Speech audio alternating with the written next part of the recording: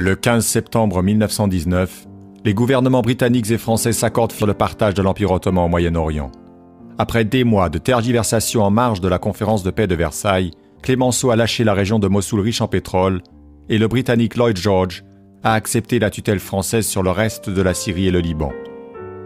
D'après les témoignages que nous avons, il se retire dans une petite pièce et Lloyd George lui dit « Alors, êtes-vous prêt à nous céder Mossoul ?»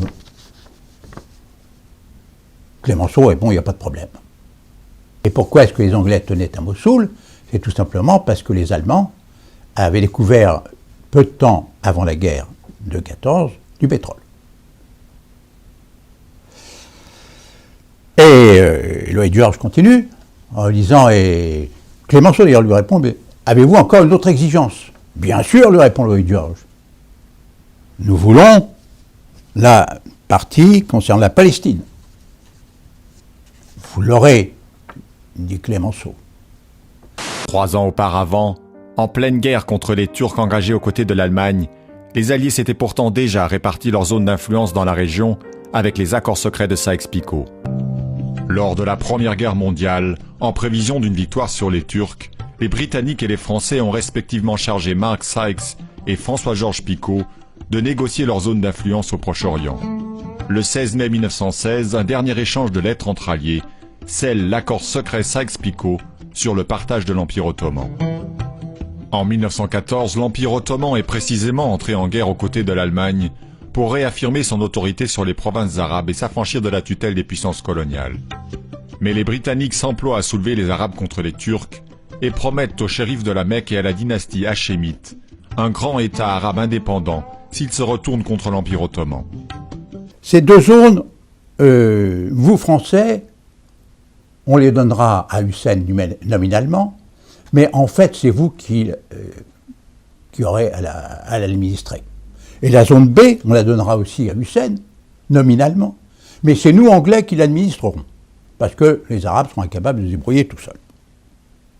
Et puis alors il y avait une dernière zone, qui était très importante, toute petite mais très importante, c'est la zone de Jérusalem, et là, on avait décidé d'internationaliser cette zone. C'était la zone des lieux saints, avec Jérusalem, Bethléem, Nazareth, etc. etc. Bon. À partir de 1917, les Britanniques vont de succès en succès sur les fronts du Proche-Orient et n'ont plus l'intention de s'en tenir aux accords Sykes-Picot. Londres veut la main sur la Palestine et exige l'extension de l'Irak aux champs pétrolifères de Mossoul.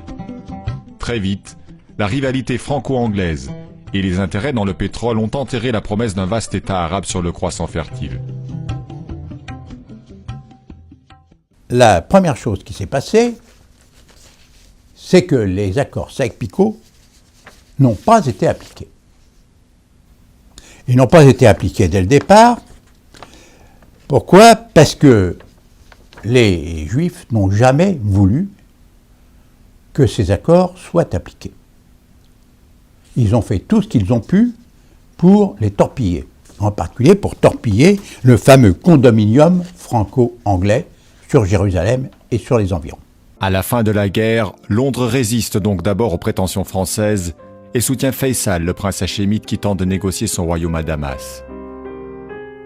Menacé par une révolte en Égypte, et pour éviter une dégradation des relations avec la France, les Britanniques choisissent finalement de se retirer de la Syrie en laissant Faisal et les nationalistes qui ont proclamé l'indépendance dans un face-à-face tendu avec les troupes françaises du général Gouraud, nommé haut-commissaire. Et c'est ainsi que les Français, enfin que le gouvernement français représenté par Clémenceau, parce que les Français n'ont jamais été consultés, bien sûr, comme il se doit dans toute démocratie, les Français ont abandonné le condominium qu'ils avaient sur la Palestine. Et pourquoi? Parce que les Juifs l'exigeaient. Les Juifs savaient que les Français, protecteurs des chrétiens, en vertu de leur vieux protectorat catholique qui remontait à François Ier, les Français risquaient de leur mettre des bâtons dans les roues. Tandis qu'ils savaient aussi que les Anglais s'arrangeraient pour ne leur faire aucune difficulté. Et effectivement, c'est ce qui s'est passé. En avril 1920, la conférence de San Remo octroie officiellement le mandat à la France, libérant ses ambitions coloniales. Le général Gouraud peut marcher sur Damas, écraser l'armée syrienne et chasser Faisal du pays. Quand on parle d'une révolution en Syrie. D'abord, c'est une honte pour la révolution d'abord, parce que ça c'est anti-révolutionnaire, essentiellement parlant. Et ça ne veut pas dire que ce qui règne est bon, non. Moi, je parle dans le contexte historique. Mais une dictature individuelle, c'est une chose. Et une dictature massive de religion est une autre chose. Au bout de 4 ans de guerre, en tout cas, ils nous disent tous on subit une guerre qu'on ne comprend pas, surtout. C'est vraiment, on ne comprend pas les enjeux. Ils ne comprennent pas les enjeux, ils ne comprennent pas comment ça, on a pu en arriver là en Syrie. Et il y en a qui ont participé aux manifestations au début, qui nous ont dit mais nous, c'était des revendications sociales. Effectivement, il y a beaucoup de choses qui n'allaient pas en Syrie, comme dans n'importe quel pays. Donc la population, au bout d'un moment, demande moins de corruption, plus d'aide sociale. Enfin, voilà, il y avait des revendications qui étaient les mêmes qu'elles peuvent être dans n'importe quel pays. Mais si on avait su ce que deviendraient ces manifestations, jamais on n'y aurait participé. Personne n'a voulu cette guerre en Syrie. Et donc, il ne s'explique pas, en fait, comment les manifestations ont dérapé, et surtout aussi rapidement. Alors, ils ne s'expliquent pas, et en même temps, ils ont des pistes d'explication en disant, en fait, ça a été totalement instrumentalisé par l'étranger. Pour la Syrie, la politique de la France a toujours été la même dans cette guerre syrienne, ce qui les a énormément déçus, parce que la France restait quand même pour eux le pays qui avait dit non à la guerre en Irak. Et ils ont été très étonnés, en fait, de ce... retournement. Oui, que la France se couche comme ça devant les États-Unis et adopte exactement la même politique. Je peux vous dire, le peuple syrien fait parfaitement la différence entre les États et les peuples. Ça, c'est un point important. Et sans arrêt, n'importe quelle personne dit « Nous, on aime beaucoup les Français, mais on n'aime pas le pouvoir de France. » Les forces de l'Occident ne s'intéressent plus qu'à leurs intérêts. Je ne comprends pas, franchement, la situation, ou bien la politique d'une France qui est le pays de Baudelaire et de Rimbaud et de Mallarmé et de la Révolution française, qui frappe les fondamentalistes à Mali et qui les soutient en Syrie, par exemple. Je ne comprends pas. Est-ce que vous avez l'impression, Adonis, d'être mieux compris qu'il y a 2 ans? Parce qu'il y a 2 ans, vous nous douchiez, si j'ose dire. Nous avions tous des espoirs, peut-être naïfs, dans la révolution arabe. Et vous n'y avez jamais cru. Et alors, du coup, certains commentateurs allaient chercher dans votre biographie en disant « Oh, mais c'est parce qu'il est né en 1930, la même année que Hafez el-Assad, qu'il est d'origine alawite, etc. » Vous n'avez jamais eu de bonté particulière pour Hafez el-Assad? Je n'ai jamais rencontré Hafez el-Assad. Jamais. Et j'étais toute ma vie contre ce régime. Toute ma vie. Et c'est pourquoi j'ai quitté la Syrie à partir de 1956. Je n'ai jamais été... j'ai jamais travaillé, ni avec le régime, ni avec... absolument pas. Il y en a encore beaucoup qui ne soutiennent pas ce gouvernement. Mais il se trouve que dans une guerre, ils disent dans une guerre, on réfléchit différemment. Et aujourd'hui, il n'est pas question de... c'est pas un choix politique, c'est une question de survie, en fait. C'est soit on abandonne aujourd'hui, c'est-à-dire qu'on fait tomber aujourd'hui le gouvernement syrien et la Syrie sombre dans le chaos, comme ça a été le cas pour l'Irak, soit on règle d'abord le problème aujourd'hui, qui est le risque imminent de chaos en Syrie, et ensuite on pourra parler politiquement. Et c'est ça, en fait, que les Syriens n'ont pas compris. Ils ont dit, mais que la France, à la limite, ne soutienne pas le gouvernement au début de la guerre, le gouvernement syrien, pourquoi pas? C'était même pas ce qu'on lui demandait. Mais comment est-ce qu'elle s'est dit, on va armer des djihadistes qui, inévitablement, les djihadistes, on sait ce qu'ils font. On n'a pas attendu la guerre en Syrie pour savoir ce qu'ils faisaient, quoi. Donc ça, ils ont vraiment du mal à le comprendre, pardon, et là, il y a une vraie colère chez eux. En disant, mais qu'est-ce qui vous a pris? Ils disent, effectivement, c'est quand même étonnant, que les peuples qui ont compris les choses n'aient pas plus d'influence sur leur propre gouvernement. Ça, ils s'en étonnent.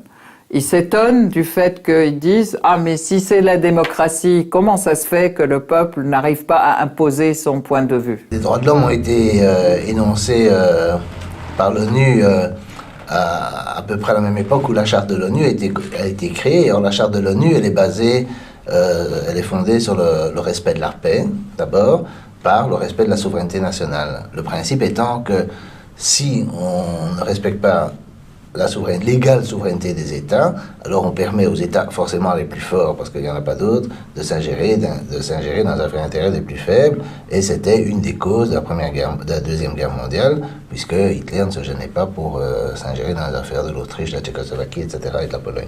Alors après, il y a eu la décolonisation, qui n'a fait que renforcer ce sentiment, parce que les pays décolonisés, la dernière chose qu'ils voulaient, c'était que les ex-colonisateurs s'ingèrent dans les affaires intérieures. Et l'ingérence, c'est pas seulement les guerres, d'accord? L'ingérence, c'est les élections achetées, les oppositions qu'on paye, les ONG qu'on envoie faire des travaux, des choses plus ou moins indiscutables, les sanctions unilatérales, etc., comme on le fait contre Cuba, contre l'Iran, etc. C'est vrai que la position de la Syrie aussi au centre de passage et au centre du Moyen-Orient, en fait, hein, et du lieu de passage entre l'Est et l'Ouest, obligatoirement, avec la montée de la Chine et de la Russie, donne aussi à la Syrie une importance encore primordiale, je dirais, dans le conflit qui pourrait opposer les Américains à la Russie et à la Chine. C'est pas au conflit, puisque ce sont les Américains qui refusent tout aux autres, alors que les Russes et les Chinois, ils travaillent en fait sur un mode de gagnant-gagnant avec tous les pays avec lesquels ils travaillent, notamment avec la Syrie. Donc c'est un pays ami. Ils travaillent avec nous dans le respect le plus total. L'Iran, pareil, travaille avec nous dans le respect de nos intérêts. Et c'est toujours des contrats gagnant-gagnant et c'est toujours un véritable partenariat. Alors que les Américains et les Occidentaux n'acceptent que des laquais. Et le temps des laquais, c'est terminé. Donc un laquais, c'était un valet portant une livrée, c'est-à-dire un uniforme aux couleurs, aux armes de son maître. C'est un mot qui est apparu dans la langue française au XVe siècle, qui est devenu très péjoratif au XVIIIe. Il est bloqué dans le sas, là. Il vous ouvre pas? Non. Ah. Donc, ouais. Et donc l'expression « mentir comme un laquais », c'est une expression qui est apparue au XVIIIe siècle, et aujourd'hui, laquais désigne une personne servile qui se rend par exemple ventre à terre au dîner du siècle, comme David Pujadas. Bien sûr, faites-vous plaisir. Et Pujadas qui disait dans 8 journalistes en colère, vous vous souvenez dans 8... Le président syrien l'a dit d'ailleurs face au du siècle, là, qui est tout sauf un imbécile, mais c'est un laquais de très haut niveau. L'autre, il lui a dit, mais de toute façon, la France, il a dit, oui, mais vous savez, en France, on pense que, je sais pas quoi, il a dit, mais la France n'est plus rien, vous êtes grotesque, vous êtes ridicule, c'est vrai. Good evening, Mr. President. I'd like to start straightforward. For most French, pour une grande partie de la France, vous êtes en large part responsable du chaos qui règne en Syrie à cause de la brutalité de la répression qui a été menée ici depuis 4 ans. Si ce que vous venez de dire était vrai, comment un gouvernement ou un président qui a agi de façon brutale envers sa population, tué ses concitoyens et affronté les pays et les forces politiques les plus puissants au monde, bénéficiant des pétrodollars des pays du Golfe, comment un tel président aurait-il pu résister pendant 4 ans ? Est-il possible d'avoir le soutien de son peuple quand on est brutal avec lui ? Pensez-vous que la Syrie est une démocratie aujourd'hui? Pensez-vous que les gens peuvent dire ce qu'ils veulent? Non. Nous étions sur la voie de la démocratie. C'est un long processus. Il n'y a pas un point que vous atteignez et vous dites « c'est ça la démocratie ». Si vous voulez nous comparer à l'Occident, à la France et à d'autres pays, je dirais non. Vous êtes certainement bien plus avancés que nous en raison de votre histoire et de plusieurs circonstances et facteurs. Mais si vous voulez nous comparer à votre ami le plus proche, l'Arabie Saoudite, je dirais bien sûr que nous sommes une démocratie. Ça dépend donc avec qui vous nous comparez. Selon le rapport Amnesty 2003, le système politique saoudien poursuit la persécution des opposants, les discriminations de la minorité chiite, celle des femmes, les violations quotidiennes des droits individuels et un recours répandu à la torture. Et pourtant, il y a peu de condamnations politiques du régime saoudien. François Hollande est là pour parler des enjeux du Moyen-Orient, du Rafale, mais pas des horreurs du régime saoudien. Un article qui rappelle un certain nombre de vérités sur le régime saoudien, le seul pays du monde dans lequel les femmes n'ont pas le droit de conduire, où la peine de mort se pratique couramment, où Internet est muselé. Alors évidemment, c'est un petit peu paradoxal de voir un François Hollande qui mène la guerre contre le djihadisme, notamment au Mali ou même sur le territoire français, aller à la rencontre de ceux qu'on considère comme la principale source d'inspiration des djihadistes à travers le wahhabisme saoudien. Paris et Riyad sont également actuellement en discussion sur de gros contrats militaires qui se chiffrent en milliards d'euros. Parmi les puissances, la France est particulièrement contre vous. Comment est-ce que vous l'expliquez ? Si vous voulez avoir la réponse véritable et transparente, je vous dirais parce que le gouvernement français signe des contrats avec le gouvernement d'Arabie Saoudite et pour ça il reçoit beaucoup d'argent et vend ses positions. Vous voulez dire que la France est achetée par l'Arabie Saoudite ? Absolument, il n'y a aucun doute. Je vous parle franchement de ce qui se passe. Parce que la position que la France prend de soutenir des pays comme l'Arabie Saoudite contre un pays tel que la Syrie qui ressemble beaucoup plus à un pays européen, avec les droits des femmes et un système pluraliste. Cette position de la France n'a pas de sens. Quand le président Hollande a visité l'Arabie Saoudite il y a un mois, ils ont dit qu'ils ont signé des contrats pour je ne sais combien de milliards de dollars. Et des contrats ont été signés par Adler, Itron, Assystem, Bona, Bovikem, EDF, Veolia, Areva. Et après cela, le gouvernement français a pris des positions beaucoup plus dures contre le gouvernement syrien, soutenant des terroristes qui sont armés, financés et encouragés par l'Arabie Saoudite. La famille des Saouds, c'est une petite famille du désert qui s'est fondée sur un homme soi-disant réformateur qui n'a pas beaucoup écrit. Pour ainsi dire, il n'a rien écrit. C'était un sage du désert qui leur a dit qu'il faut réformer l'islam. Vous cherchez ses ouvrages, il n'a que des ontologies, des dits du prophète, c'est tout. Ce Abdel Wahhab, fondateur du wahhabisme, n'a pas laissé grand-chose au niveau de l'écrit. Bon. Et alors comment on tolère que cette famille règne, prenne les terrains, enfin les territoires d'autres peuples arabes, hérite de tout ce pétrole pour nourrir le terrorisme au niveau mondial et islamiser le monde? J'ai rien contre l'islamisation, mais il faudrait une islamisation rationnelle de foi et non pas de guerre sainte où on pousse les gens à se massacrer entre eux en Afrique ou ailleurs. Les grands courants du terrorisme aujourd'hui, en premier lieu, historiquement, c'est le wahhabisme qui est né au XVIIIe siècle. Alors, je renvoie ceux qui m'écoutent à n'importe quel article sur l'évolution du wahhabisme. En gros, au XVIIIe siècle, il s'attaque au mausolée chiite en Irak, il pille la Mecque et Médine et commence une expansion vers le nord. Se révolte contre le califat ottoman. Là, le calife ottoman charge Mohammed Ali, qui était le roi d'Égypte, pour lutter contre eux. Mohammed Ali envoie son fils Ibrahim Pacha à la tête d'une grande armée. Il bat les wahhabites et il marche même vers Constantinople, comme on dit. Là, les Anglais et les Français interviennent pour stopper. C'était les premiers faits de guerre entre l'expansionnisme des wahhabites comme secte religieuse et les pays voisins.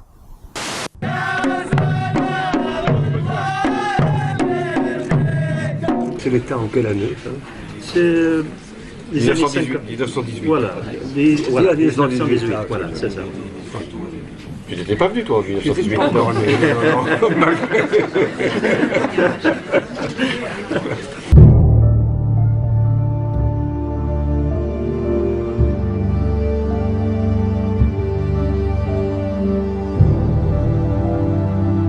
Je ne vois pas pourquoi à un moment donné on serait offensé parce que je critique l'Arabie Saoudite, qui à mon avis, quand on voit les élites saoudiennes, tu es allé à Marbella voir la famille royale d'Arabie Saoudite à Marbella? C'est ça que je suis pas trop d'accord avec vous, c'est pas ça que je critiquais en envoyant des petites vannes comme ça justement. Ah ben excuse-moi, moi je respecte une religion par les gens qui la pratiquent. C'est comme ça que ça marche. C'est-à-dire que quand je vois qu'un type se tient de façon exemplaire, il vit de façon exemplaire, et on me dit c'est un musulman, je me dis un musulman se tient de façon exemplaire. Si je dis tu dois respecter le roi d'Arabie Saoudite car c'est lui qui contrôle politiquement et militairement les lieux saints, et que je vois un type à Marbella qui tire des putes et qui se défonce à la cocaïne toute la journée en regardant des films porno, je me dois de dire que ce type est un traître à la religion bien comprise, que c'est humainement une ordure et que je lui pisse à l'arrêt. Abdelaziz bin Abdelrahman al-Faisal هو الذي أقر لبريطانيا اللا مانع لديه من إعطاء فلسطين لليهود المساكين عام 1915.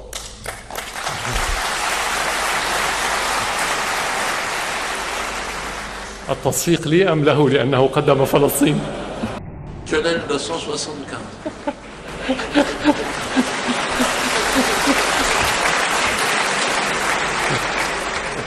Il faut les citer.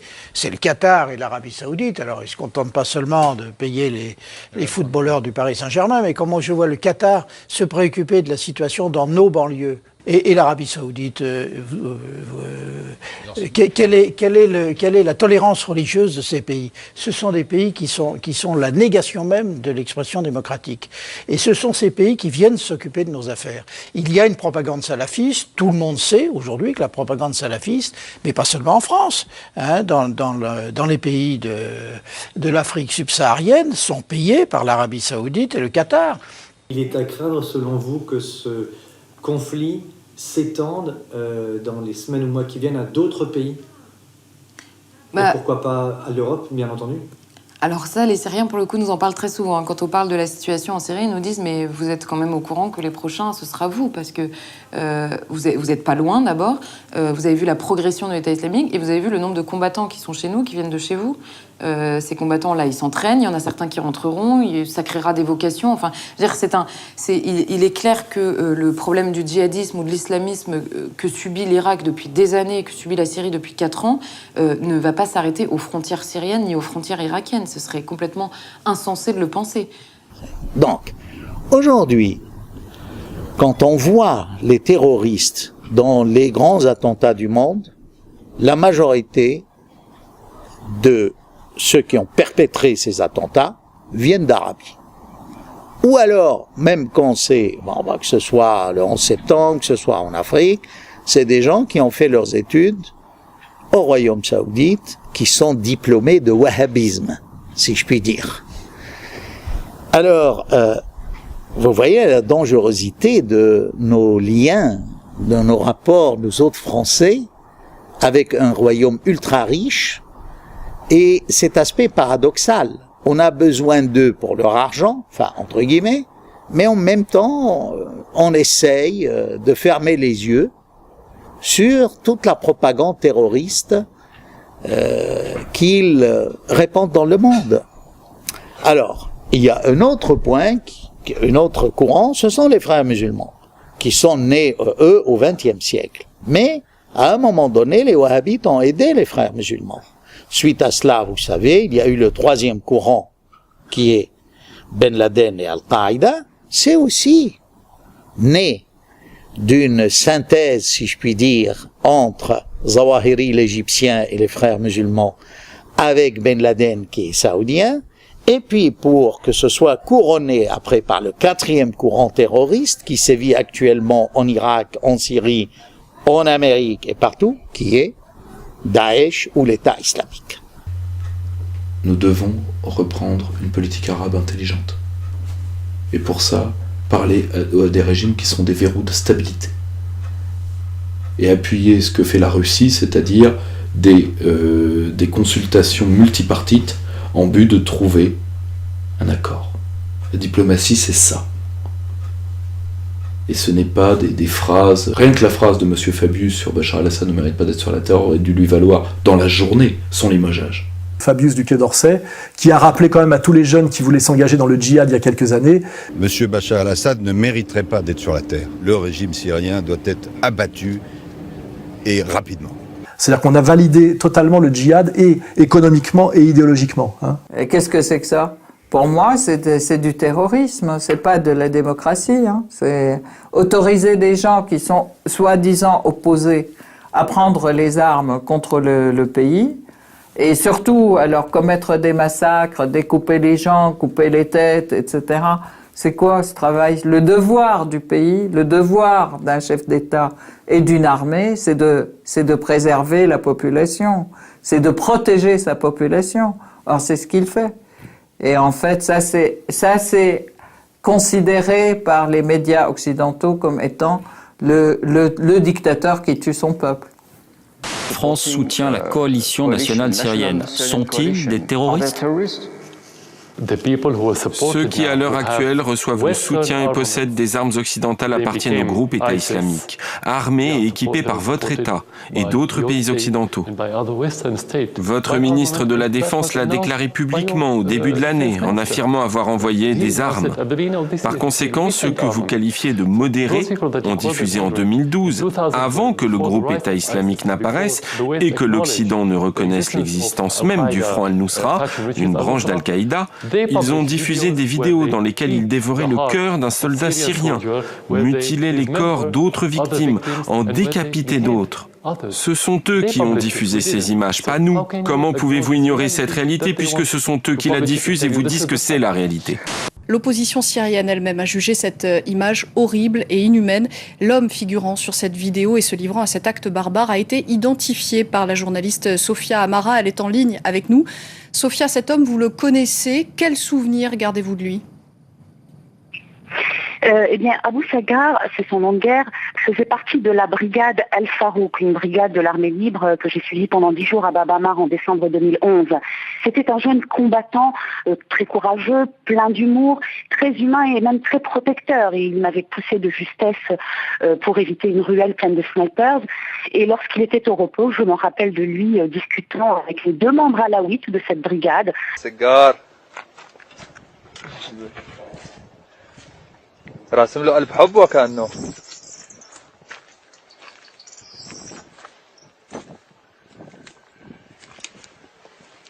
أقسم بالله سوف نأكل من قلوبكم ومن كبودكم يا جنود بشار الكلب. Rêvant d'une nouvelle série et blaguant à longueur de soirée. تكبير الله أكبر يا أبطال بابا عمر تطالع قلوبهم لأكلها. L'horreur appelle l'horreur en Syrie. Exactement. On peut tenter de comprendre sans évidemment justifier ce comportement, cette atroce parodie de cannibalisme, certes. Comment pouvez-vous savoir que vous avez le soutien de la population ? D'abord, si je n'avais pas de soutien, le peuple n'aurait pas soutenu l'armée et on n'aurait pas pu résister pendant 4 ans. Comment voulez-vous résister sans l'appui du peuple ? Peut-être qu'ils ont peur. Il y a 23 millions de Syriens. Comment peuvent-ils avoir peur d'une seule personne, ou d'un seul service de renseignement ou d'un seul gouvernement ? Ce n'est pas réaliste, c'est insensé. Mais Bachar al-Assad a réformé son pays. Lisez l'ouvrage de Richard Labévière, quand la Syrie s'éveillera. Bachar al-Assad a réformé son pays. Ça, c'est un mauvais procès que de lui faire ça. Alors, il l'a peut-être pas assez fait, etc., machin. Bon, il a peut-être pas été dans les codes démocratiques. J'estime que les pays qui vivent dans l'Union européenne n'ont plus de codes démocratiques à donner à personne.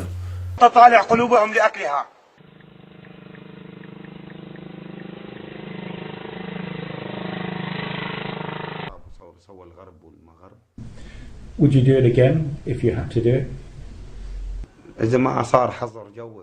We will do worse than this if we don't get help, a no-fly zone and heavy weapons. You've seen nothing yet. Donc, vous n'avez aucune responsabilité dans ce qui s'est passé ces dernières années ? Il n'y a rien d'absolu. Il n'est pas précis de dire qu'on n'assume pas une responsabilité. Chacun a une part de responsabilité. Nous, en Syrie, nous avons nos problèmes. Le gouvernement est responsable. Chacun d'entre nous est responsable. Tout citoyen syrien est responsable. Mais là, je parle de ce qui a amené le groupe État islamique en Syrie, le chaos. Et votre gouvernement, ou si vous préférez qu'on le désigne par le terme de régime, comme ils le font pour nous, le régime français est responsable, car il a soutenu ces djihadistes en les considérant comme une opposition modérée. Donc, pour mener la guerre à Assad, au lieu d'intervenir directement, comme le demandait le président Hollande, il laisse ce travail aux islamistes. En quelque sorte, nous sommes des alliés de ce djihadisme, tactiquement. La guerre contre la Syrie n'a pas commencé en 2011, mais au moins en 2009. L'ex-ministre français des Affaires étrangères, Roland Dumas, a confié qu'il avait reçu des propositions des Britanniques disant on va attaquer la Syrie, en 2009 donc. Il avait refusé. Et en fait, ça commence plus tôt. Dès 2007, ça se prépare au Liban, où Bandar Sultan, un grand ami de Bush, au point qu'il va être surnommé Bandar Bush, va financer des milices terroristes extrémistes au Liban d'abord et puis en Syrie. Et ça, c'est une opération où l'Arabie Saoudite sert d'intermédiaire pour une filière terroriste organisée par les États-Unis. Je rappelle d'ailleurs que la matrice de l'islam radical, ce sont les Émirats et les pays du Golfe qui sont entièrement la main dans la main militairement avec les États-Unis. Alors il y a cette stratégie américaine de démolition des régimes arabes laïques. Ce sont quand même les Américains qui ont fabriqué Al-Qaïda. Hein, je suis désolé. Ça, c'est un fait qui n'est plus contesté par personne. Et non pas ceux qui y résistent, qui étaient les nations musulmanes, si je veux pas parler du chiisme iranien, mais la Libye, la Syrie, qui étaient des pays laïques à islam majoritaire, mais avec une coexistence de religion. Les relations entre États-Unis et terrorisme, ça commence, disons, en 78. En Afghanistan, une révolution vient d'installer un gouvernement d'inspiration socialiste, le gouvernement Taraki, et c'est la meilleure période de l'histoire de l'Afghanistan. On construit des routes, on ouvre des écoles, des hôpitaux, il y a l'émancipation des femmes, les mariages d'enfants sont interdits. C'est vraiment la meilleure période pour l'Afghanistan. Ça, c'est intolérable pour les États-Unis qui veulent absolument contrôler cette zone stratégique au centre de l'Asie, d'autant plus que le gouvernement afghan nouveau est assez favorable à l'Union soviétique. Donc il faut absolument le renverser. Le problème pour les États-Unis, c'est qu'ils sortent de la guerre du Vietnam, qu'ils ont perdu lamentablement. L'occupation au sol, ça n'est donc plus possible, il serait trop impopulaire. Et donc ils vont recourir à un autre stratagème, une guerre indirecte. Avec l'Arabie Saoudite, ils vont recruter, financer, armer dans une opération secrète, la CIA, l'opération Ben Laden. Ils vont recruter 35 000 moudjahidines venus individuellement de 40 pays et ils vont former une armée de guérillas terroristes pour renverser ce gouvernement. S'il va y avoir des atrocités, ça va durer des années, ça ne va pas du tout être présenté comme ça dans les médias occidentaux, mais ça va être reconnu ouvertement par Brzezinski, qui était alors le responsable de la politique internationale du président Carter, et qui va reconnaître dans une interview au Nouvel Observateur en 1998 que oui, l'opération Ben Laden, c'est les États-Unis, que la mise en route, la mise en scène du terrorisme de Ben Laden, c'est les États-Unis, et que le problème des islamistes, ils s'en fichent complètement. US National Security Advisor Brzezinski flew to Pakistan to set about rallying resistance. He wanted to arm the Mujahideen without revealing America's role. On the Afghan border near the Khyber Pass, he urged the soldiers of God to redouble their efforts. La méthode qui a tellement bien marché en Afghanistan, les États-Unis vont la réutiliser contre la Yougoslavie, d'abord en Bosnie, 91-95, puis contre le Kosovo, 98-99, et ça va être dévoilé par Sibel Edmonds, qui après le 11 septembre a été engagée comme traductrice par le FBI, et qui va constater que, en fait, la CIA, le Pentagone, les affaires étrangères, ont collaboré contre la Yougoslavie avec des terroristes d'Al-Qaïda de très haut niveau et qui va le déclarer dans son témoignage, dans son livre Classified Woman. Donc on voit quelle est la constante de leur politique en fait. Après les colonisations ou la décolonisation, il y a à nouveau cette volonté de recoloniser de manière différente par le terrorisme, et le terrorisme devient l'instrument de base qui leur permet de défaire toutes les résistances des pays. Beaucoup de journalistes et d'analystes disent que vous avez favorisé l'émergence du groupe État islamique parce que c'est une opportunité pour vous d'apparaître comme un bouclier. Un rempart, un bouclier. Mais le groupe État islamique a été créé en Irak en 2006 sous la supervision des Américains. Je ne suis pas en Irak, je n'y ai jamais été. Je ne contrôlais pas l'Irak, c'était les Américains qui contrôlaient l'Irak. Avant, il y avait le front Al-Nusra, qui fait partie d'Al-Qaïda. Et avant, il y avait les frères musulmans. Tous sont le socle sur lequel s'est appuyé le groupe État islamique pour apparaître. C'est M. Bachar el-Assad qui est à l'origine du développement de Daesh. Et passons à présent à notre entretien exclusif avec le député Les Républicains Jean-Frédéric Poisson. Parti en Libye et en Syrie, il nous livre ses impressions après sa rencontre avec le président Bachar al-Assad. Ce n'est pas moi qui ai sollicité l'entretien avec Bachar al-Assad. Cet entretien m'a été proposé par les autorités de Damas quand elles ont su que je venais sur le territoire national. Je l'ai accepté. Elle s'est passée dans des conditions parfaitement claires et limpides. Je n'ai pas de prétention autre que, celle de mieux comprendre ce qui se passe dans cette région du monde, 2, celle de m'affranchir d'une communication officielle, entre guillemets, dont je sens qu'elle est orientée, pour ne pas dire manipulatrice, et 3... Vous pensez aujourd'hui que l'information en France n'est pas objective quant à la situation syrienne ? Ah, je pense, oui. Oui, je pense. Je pense en particulier qu'on ne donne jamais la parole à ces Syriens qui veulent que Bachar al-Assad reste au pouvoir coûte que coûte. On ne les entend pas, ceux-là. Et moi, je les ai entendus. Alors, il y a preuve de déséquilibre, ils m'ont parlé. Il ne faut pas me dire qu'ils n'existent pas. Je sais où ils sont, je peux en emmener même, pourquoi pas, dès demain matin. Et on ne les entend jamais en France. On entend que c'est comme si cet homme n'avait que des opposants. Mais comme il m'a dit lui-même, avec tout le monde qui est contre moi, enfin, si le peuple syrien ne me soutenait pas, où est-ce que je serais aujourd'hui ? Et moi, j'ai tendance à faire confiance davantage aux Syriens à qui j'en parle qu'à Al Jazeera ou à CNN quand ils décrivent la situation.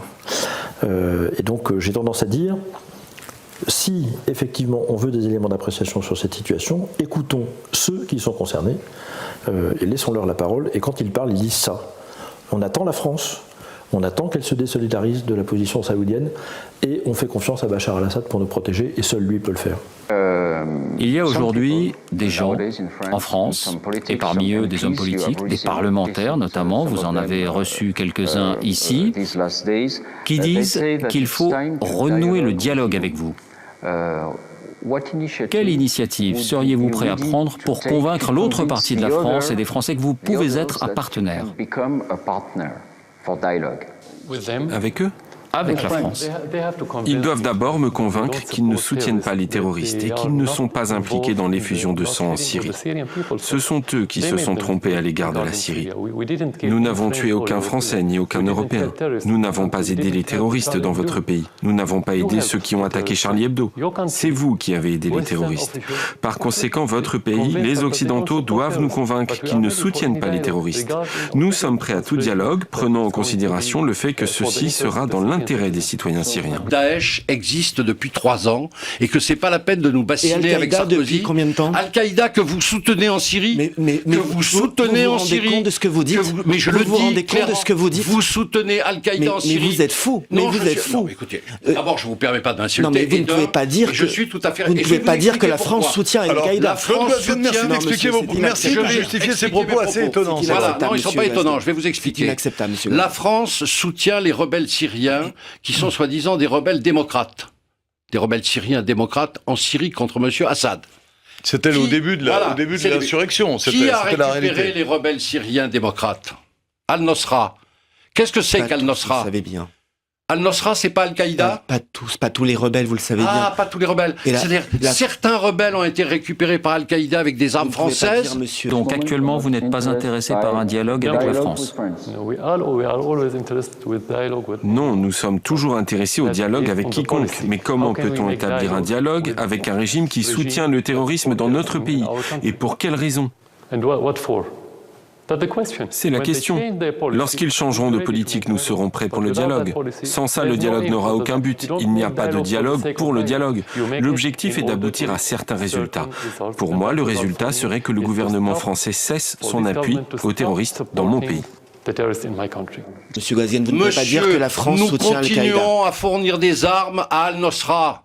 Vous ne pouvez par pas dire que la l'intermédiaire France des soutient rebelles les syriens. Qaïda. Mais je le dis, je l'ai dit à M. Le Drian en commission de la défense, je l'ai dit à M. Fabius, comme tous les autres députés.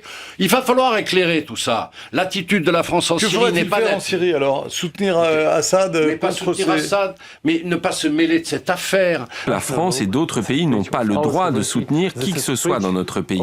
C'est une violation du droit international, de notre souveraineté et des valeurs dont ils se vantent, et dont certains prétendent être fiers depuis des décennies, voire peut-être depuis des siècles, parmi lesquels la démocratie. Est-ce de la démocratie que d'envoyer des armes aux terroristes et de les appuyer? Ai-je le droit de soutenir les terroristes qui ont attaqué Charlie Hebdo, par exemple? L'autre, il lui a dit, mais de toute façon, la France, il a dit, oui, mais vous savez, en France, on pense que, je sais pas quoi, il a dit, mais la France n'est plus rien, vous êtes grotesque, vous êtes ridicule. Vous savez ce que le Premier ministre français a dit récemment de vous? Un boucher? Il a dit, c'est un boucher. Que répondez-vous? Tout d'abord, je vais être franc avec vous. Personne ne prend plus au sérieux les déclarations des responsables français. Pour une simple raison, c'est que la France est devenue en quelque sorte un satellite de la politique américaine dans la région. Elle n'est pas indépendante et n'a aucun poids. Elle n'a plus aucune crédibilité. Sur la question NSA, j'allais dire la question ne m'a pas été posée, mais le président Obama y a répondu. Et concernant les États-Unis, quelle est la vision de Bachar el-Assad, encore une fois? Est-ce qu'il a l'impression que les États-Unis souhaitent souffler sur les braises et laisser la situation s'enliser, ou au contraire que, encore une fois, il y a un certain profit à faire de manière plus ou moins... Écoutez, je vais vous citer, je lui ai posé à peu près exactement la même question. La réponse qu'il m'a faite tient en une phrase.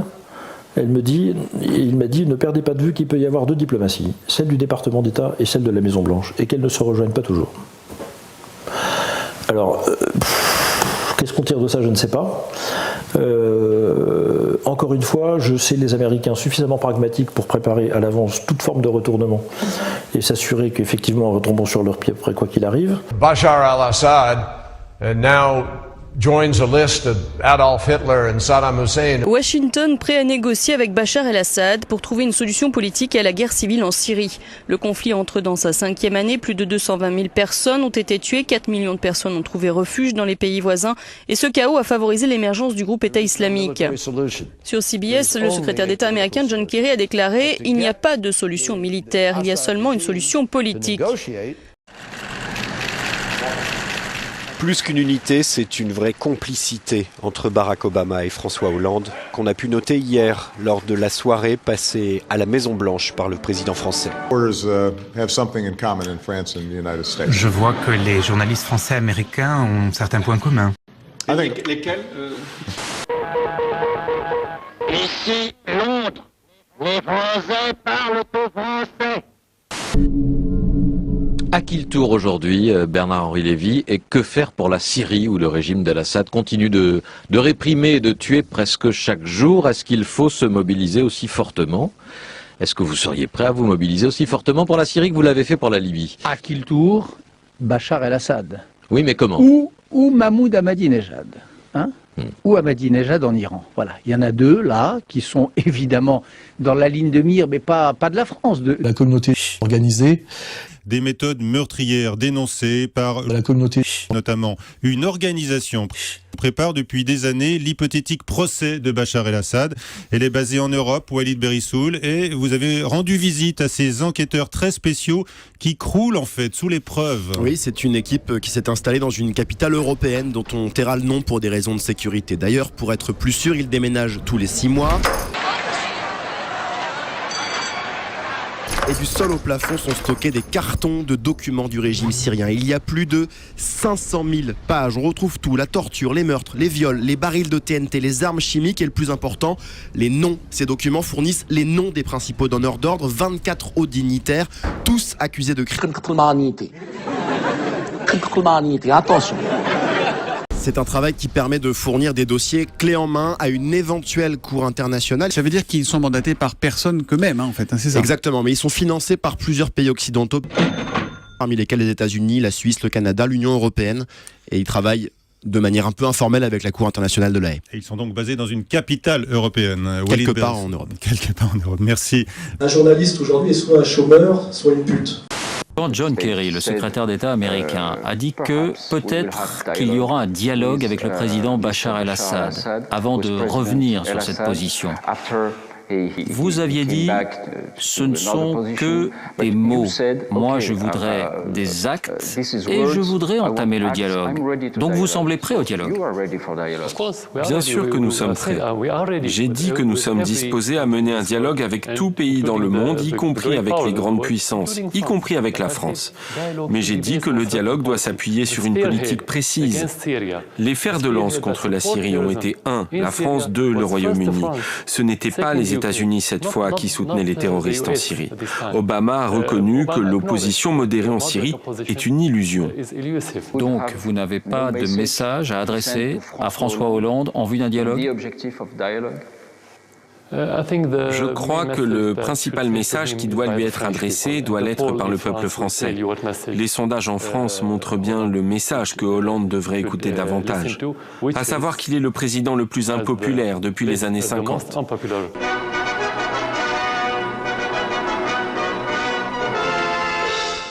Monsieur Guy Mollet, président du Conseil depuis 9 mois, est à son banc, au banc du gouvernement, entouré de plusieurs ministres, et puis on apporte une dépêche. Nationalisation du canal de Suez. Et immédiatement, la nouvelle fait le tour de tout l'hémicycle. Et immédiatement, la colère monte. On peut dire qu'il y a unanimité. Qu'est-ce que c'est que cette nationalisation, sinon une gifle que Nasser a donnée à l'Occident? Il faut répondre à cette injure, il faut y répondre tout de suite. Certains parlent d'aller bombarder tout de suite Alexandrie, c'est aller un peu vite en besogne. David Cameron dit, effectivement, il n'est pas impossible que nous procédions comme bon nous semble. Est-ce qu'on va agir avec la Grande-Bretagne? Oui. De même que Guy Mollet à Paris est très tenté aussi d'intervenir, et Christian Pineau, ministre français des Affaires étrangères, s'entretiendra téléphoniquement. On se concerte en permanence avec Sir Anthony Eden. Sir Anthony Eden qui lui dira qu'il a réuni pendant la nuit son conseil des ministres et qu'il y a unanimité chez les ministres britanniques. Et sur cette question-là, nous avons des positions identiques. Et l'on est décidé à agir, à Londres et à Paris. Eden et Mollet sont décidés à intervenir. Oui, mais comment? C'est tout le problème justement parce que on ne peut pas improviser une intervention militaire sans l'appui des États-Unis, sans l'approbation au moins des États-Unis. Alors on attend cette approbation. Et si ça n'est pas fait, que fera la France? La France est une nation souveraine, madame. On est donc sur la même longueur d'onde. Anglais et Français sont d'accord. Il y a tout de même une différence. La seule chose, c'est, je rappelle que ces régimes qu'on dit si durs, mais ces régimes comme par exemple, rappelez-vous le dictateur d'Albanie, il avait dit l'anglais c'est la langue de l'impérialisme, c'est pour ça d'ailleurs que l'élite albanaise parle français. Et la Syrie c'est la même chose, en plus d'être un simple producteur. L'Orient est compliqué, hein. Général de Gaulle l'a dit le premier, mais je pense quand même qu'on est en train d'assister à une redistribution des cartes de très grande ampleur, dans laquelle la France ne joue aucun rôle. Aucun, alors même pas l'Union Européenne, moi qui suis un eurosceptique inguérissable, ça ne m'étonne pas. Mais pour le coup, on devrait être, par tradition, parce que nous avons des soutiens, des amis, parce que les élites syriennes sont francophones, les élites libanaises le sont, alors tentez plus, les Kurdes aiment les Français, on est présent sur place, enfin, tout ce que j'ai vu pendant cette semaine me dit, la France a un rôle majeur à jouer, mais nous réduisons les postes à l'Institut français du Proche-Orient, alors qu'il y a des archéologues, des historiens, des économistes, des linguistes qui vont aider les Kurdes à rétablir aussi leur patrimoine historique, former des doctorants, etc. Nous fermons des écoles, des ambassades, des consulats partout en ce moment et on devrait être en première ligne sur cette... et on n'y est pas. François Hollande renoue avec l'atlantisme, une vieille tradition socialiste. Déjà en 1991, en pleine guerre du Golfe, François Mitterrand est clair, il faut intervenir en Irak aux côtés des Américains. Sauf événement imprévu, donc improbable, les armes vont parler.